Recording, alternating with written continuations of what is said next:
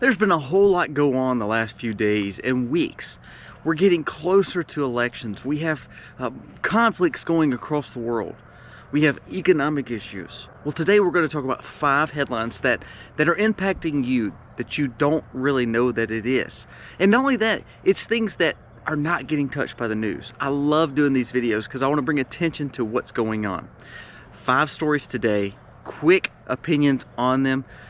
You may not agree with it, but I believe if we can look together, grow together, actually have good dialogue, even in the comments where we can say, you know what, I don't know if I agree with that. Or, hey, I agree with that. What about this? We find new perspectives and we find ways to build the community, help get wisdom, and also seek discernment as we try to get a common sense approach to take care of our family.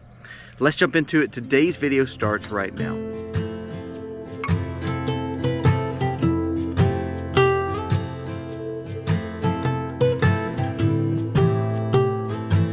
Guys, welcome to the Max. Thank you so much for being here today. It is a cool, brisk morning here in South Mississippi. We've had a long day yesterday. If you want to check that out on our vlog channel, check it out. We actually processed tons of pigs and put them up for the year. That's how we prep and have our food for the year. We made sausage, bacon, and so forth. Then deer season started. Aiden was able to go out and take a deer yesterday, so we have actually been butchering that too. It's just been a long few days, but hey, such a blessing to fill our freezers and preserve. We did some beef jerky, so we're always looking to grow our stockpile and pantry because we want to take care of our food security, of course, for a family of 8. Now, let's jump into the stories for the day. I'm a little tired.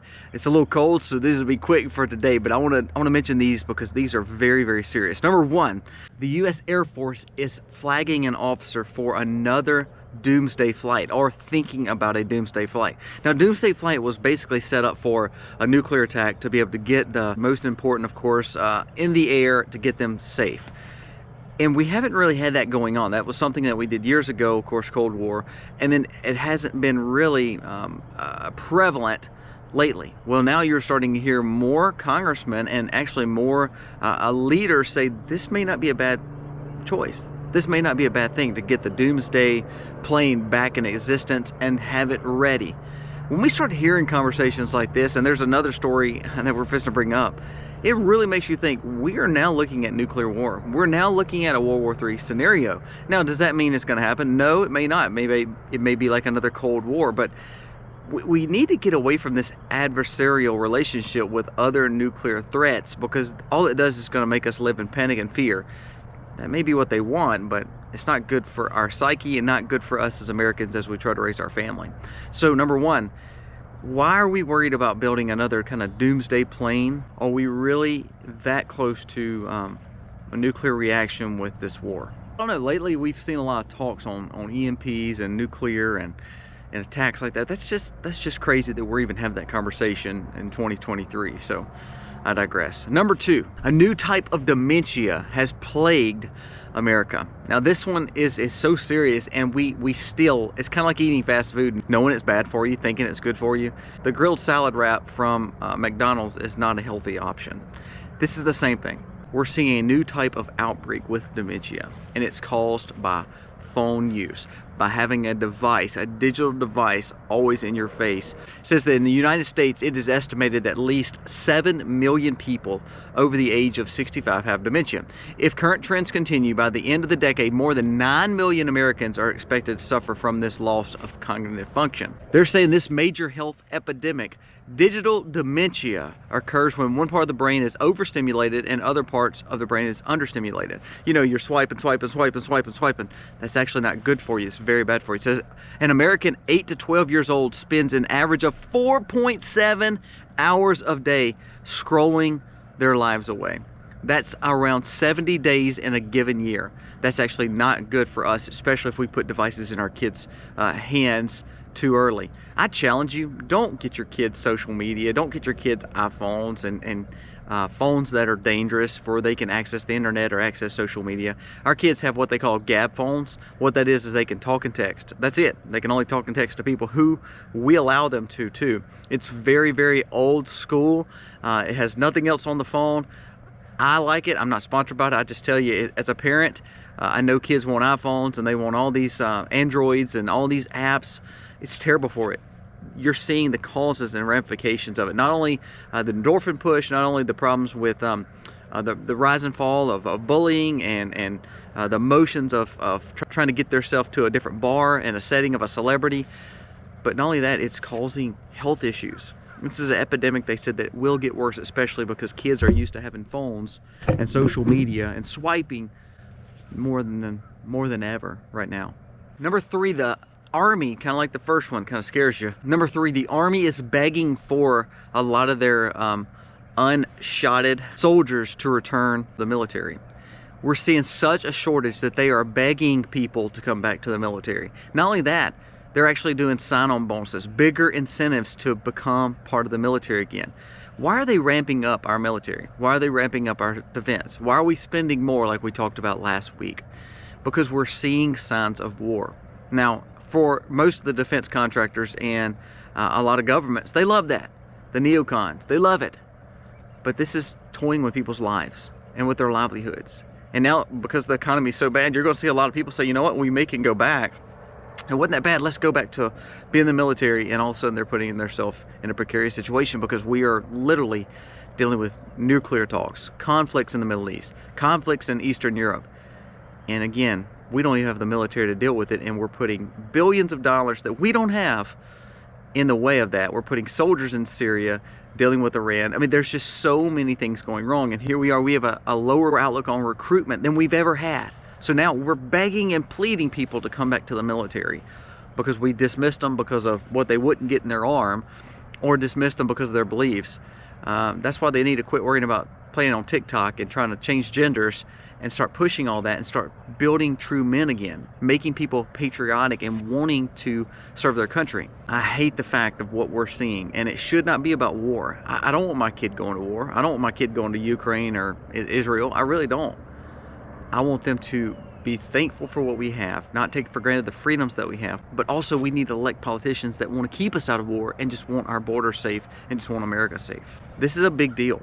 If we see our army and military going lower and lower and lower, what are we going to see? Are we going to see more nuclear talks? Are we going to see more conflicts, that is drone strikes and AI use because we don't have enough military? That's some scary talks, and I believe we're going to see a different style war coming up. Number 4, OPEC Plus is considering another million-barrel oil production cut amid the Gaza war. And how this affects you. We're pumping, but we're not pumping nearly as much. We're not energy independent. We're still buying from third world countries like Venezuela and buying from adversaries like Venezuela and also Iran. And now we're seeing OPEC, which is made up of all the countries that most of the world gets their oil from. They've already cut production earlier this year by like 1.2 barrels a day. Now they're saying we're going to cut it another million. What that's going to do is going to cause shortages when it comes to your petroleum and oil and fuel use, but it's going to make the price go up. Holidays, winter always brings the price up anyway. We're going into election year, so what's going to happen with the price of fuel, especially when Biden is so weak across the world and we're not pumping as much fuel? The strategic oil reserve is down. You're going to see your price go up dramatically if all of a sudden OPEC Plus does cut another million barrels a day. Oil prices went down last few weeks because people are not traveling as much, but it always goes back up when it comes to holidays, and with the cold weather, people are still traveling to see family, so you will see your prices go up. And this is scary because the more we have shortages, the supply and demand, the supply chain problems, your prices will go up. Can you afford higher gas prices again? And number 5, the Pentagon has failed the 6th straight audit with little improvement year over year.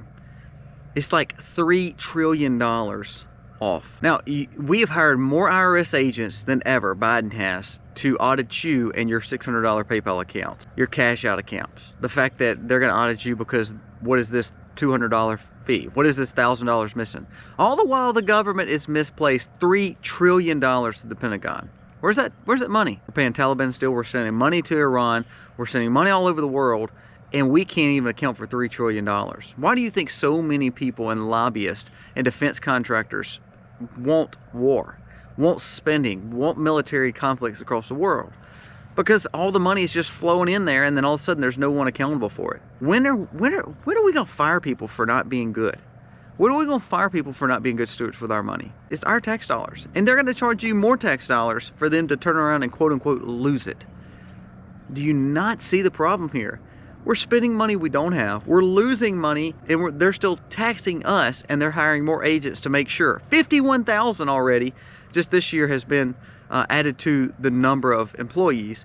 And you know, of course, IRS has grown more than any of those, and they're worried about your money, how you spend your money, and make sure they're taxing you enough. All the while, we have lost $3 trillion. For the 6th straight year, the audits have been off and they've misplaced money. 6th straight year. Could you do that in your personal banking? Could you go over budget and just blow your money and just not pay anybody and lose money? And would that work for you? No, it wouldn't. It's amazing we're allowing our government to do it with a lot of extra zeros. Everything that we have dealt with the last few years has been terrible. I don't know if anybody can make it better, but if we don't start seeing revival, revolution, and repentance in America, we are seeing the demise of America.